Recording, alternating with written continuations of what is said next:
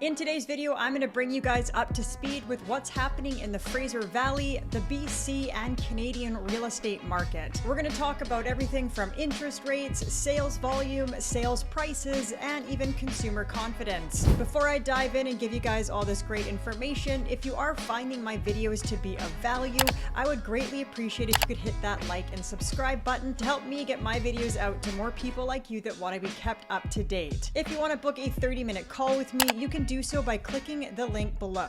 Sales have increased in the Fraser Valley for the first time in 5 months. Looking at the Fraser Valley for all property types, sales are up 35.4% month over month and 37% year over year. Turning our attention over to all of Canada, sales are up 7.7%.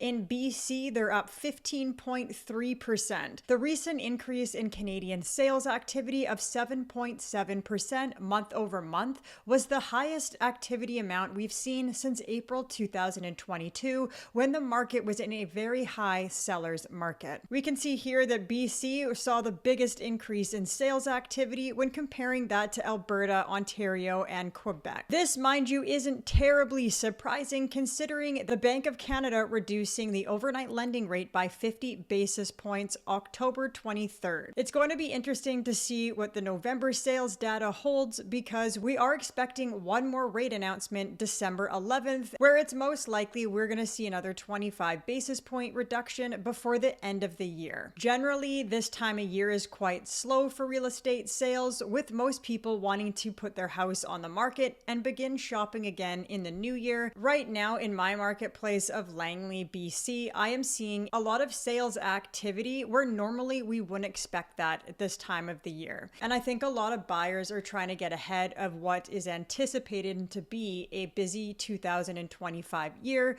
with expectations that both sales activity and sale prices are going to increase. So we do have a lot of buyers that are trying to get ahead of that so that they're not in a situation where they're paying a higher sale price or even competing for offers like we did see back in 2021 and part of 2022.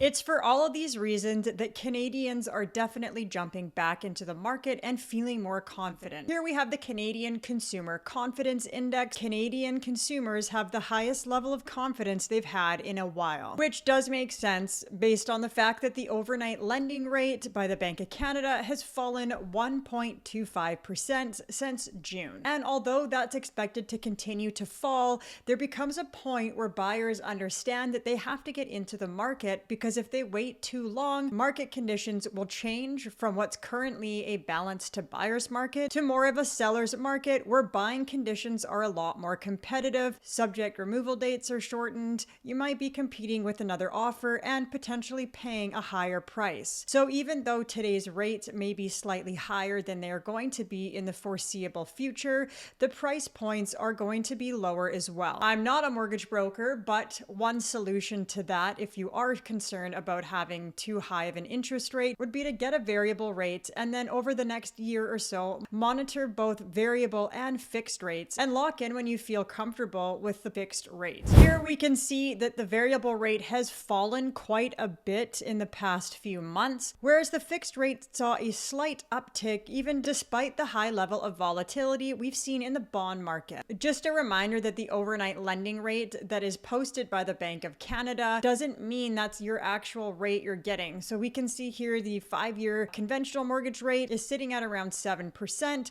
and we can see the discounted 5-year mortgage rate is sitting just below 5%, whereas the policy rate right now just dropped in October from 4.25 to 3.75.